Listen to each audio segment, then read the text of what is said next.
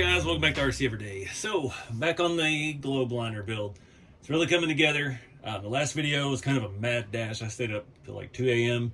just getting the body somewhat together so we could see it finally. So now we got a little bit of finishing touches to do. These do have a basic interior. There's a little bit of a dash. I don't really know. I think I got the wrong dash. I have two sets of parts, and I totally painted the dash for the King Hauler, not the globe liner. So I'll go hit that real quick. It's pouring down rain. That'll be fun. Get the seats and stuff are the same. We've got to finish the body assembly, so we're going to pick up with the dash, of course. So we'll have to wait for that to dry. I think I skipped all that. We already have all of that done. Glued the seats in. I've got the seat bases painted. I did go ahead and grab this shift knob, or this shifter. This was one from the Galan 2 RC 4-wheel drive cruiser. Super big. You won't be able to see it a whole lot, but I think it'll look cool in there. At least you gotta have a big shifter in these old trucks. From there, we gotta assemble our back wall, the removable plate, so we can access the battery compartment. And there's another grab handle that goes on that. So that looks like all we got left. Then we can move on to some more of the chassis stuff. I did get a little bit of the parts in. My fifth wheel, the Lesu fifth wheel came in. I think I did find all of the parts for the stock stuff, but we'll see how bad the instructions are on the Lesu one. We've got the deck plate. It is smaller than I was hoping, but it'll still use it. It'll work and look nice. And I don't know what else. The end of frame piece is at my mailbox. I haven't been able to get to town this week to get it, so we'll hopefully get to that in this video as well. So let's jump into this and get this interior done. All right, still been scrounging up parts. Got the new dash painted. I guess the King Hauler in the future will have the tan dash. Yeah, found some stuff. I've been going through parts bins. I've got some hardware. We've still got to put the battery straps. We've got to bolt the seat bases in. And I've got these little antennas I picked up on eBay. These are mirror mounted antennas. Not exactly sure how they work, but we'll figure it out. I like those kind of antennas. I had these on the old King Hauler build from years ago too. So anyway, let's get this thing rolling.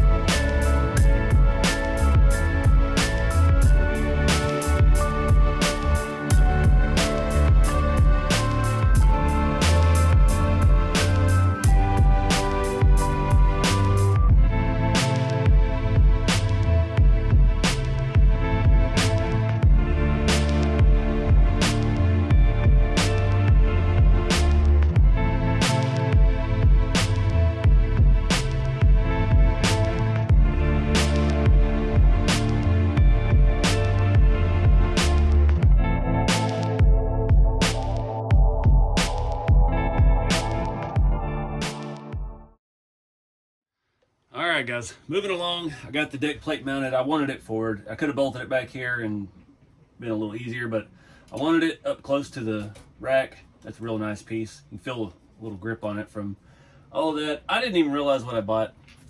The fifth wheel hitch is a adjustable slider, so that's cool. The trailer that we're going to be probably pulling with this, we might need some adjustability, just like a real heavy haul truck. Typically, all the heavy haul trucks that I'd seen in real life, they had a massive slide. It probably would have gone from there to back here. But yeah, we're dealing with RC stuff.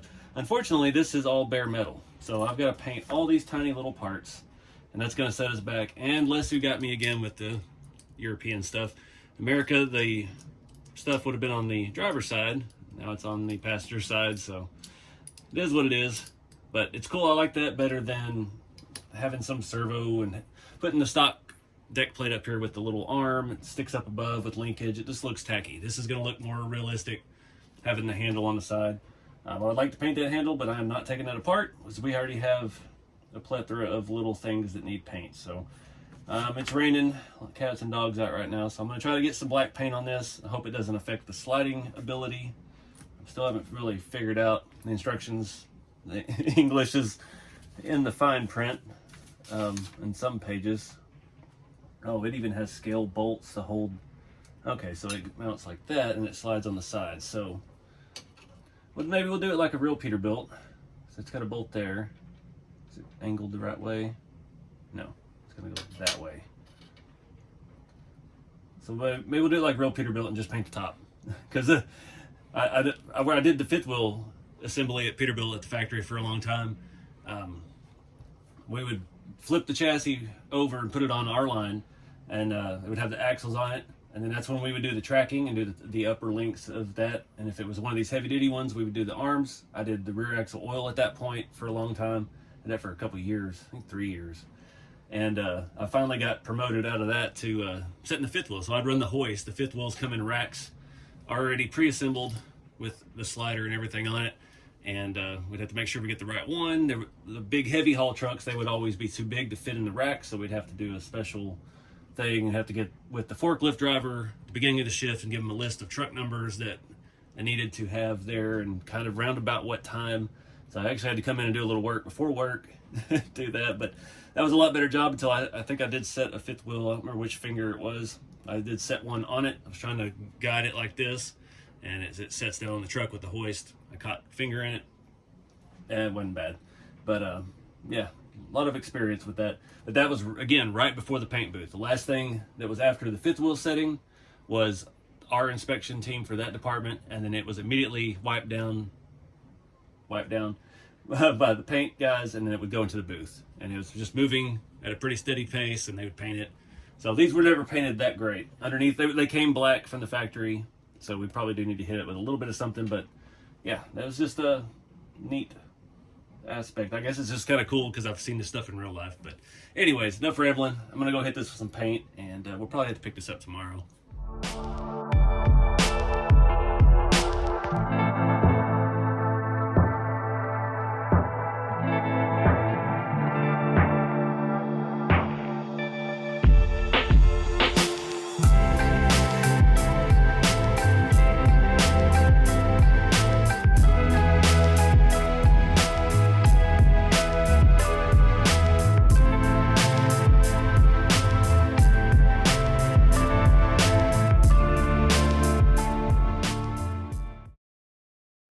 Alright guys, so the fifth wheel thing is going to take a few days. It's just damp and raining, so painting's a nightmare.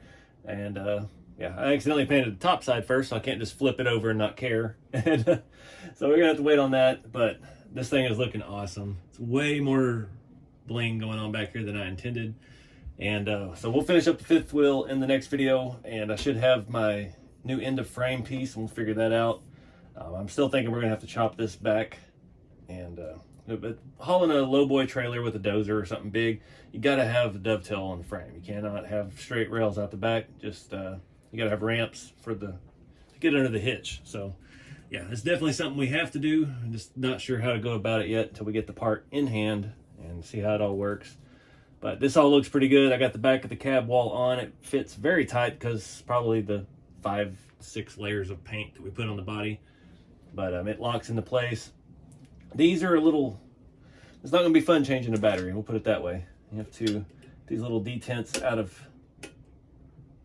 here without scratching all of your highly polished goodness. That one comes out a lot easier.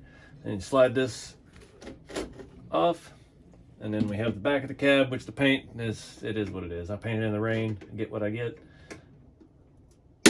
Pop those, the paint's still a little wet. Pull that out, we got access to the battery. So I guess in the next video too, we'll get to deal with all the electronics. We have room in there. We can put ESC over here, receiver over here, stay out of our somewhat scale interior. We have quite a bit of space in there. I don't know about lights and stuff yet. You know, me on the channel, I'm notorious about not doing lights. I hate lights. Lights are just a pain. I don't like lights at all, so. But it's a semi truck and I feel like we have to, but I don't know exactly how to go about that since we've kind of already glued a lot of our marker lights and stuff on. So I don't know, maybe something basic. We'll just see when we get there. And again, no rush, and just having fun with this. Thing is looking phenomenal. Really digging the look of it. I've got those antennas and a nice little touch. They got a little spring to them like a door stopper. Yeah, I'll wait on the, I can't put the rear caps on yet until we get the end of frame thing figured out. I actually would like to take a little bit off of the back of this frame, so we may end up having to remove some of the rear suspension to be able to do all that, cut it cleanly, unfortunately. But this thing is so cool. The tan interior, you can see enough of it. You can see the shifter a lot better than I thought you could. It just kind of pops inside of the darkness, the tinted glass and all of that. But I'm trying to figure out a logo for the construction company or whatever we're going to call this fleet that I'm building. And obviously this one, it's going to have to be the cat yellow.